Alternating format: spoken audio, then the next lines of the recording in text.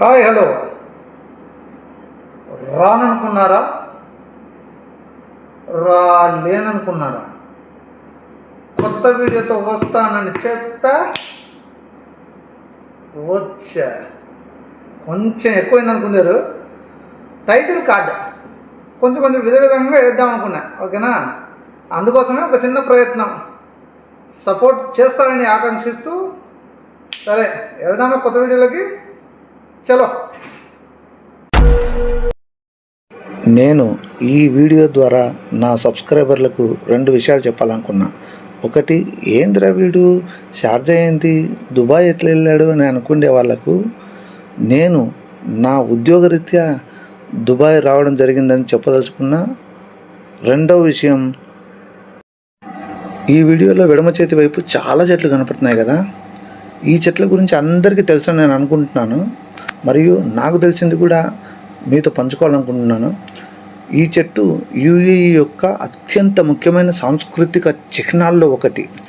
చమురు యుగానికి ముందే, చాలా కాలం ముందే ఇది ప్రజలకు ఆహారం, నీడ, నిర్మాణ సామాగ్రి మరియు ఆదాయాన్ని కూడా అందించింది. యుఏఈలో ఇలాంటి చెట్లు చూస్తే కోట్లాది చెట్లు ఉంటాయి. ఇది ప్రపంచంలో ప్రధాన ఖర్జూర ఉత్పత్తిలో ఇది భాగమైంది.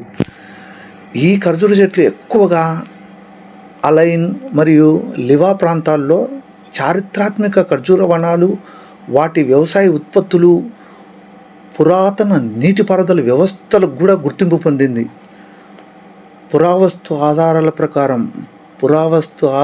ప్రకారం సుమారు 7,000 సంవత్సరాల క్రితం కంటే ముందే యుఏఈ ప్రజలు ఖర్జూర పండ్లను తినేవారని తెలుస్తుంది.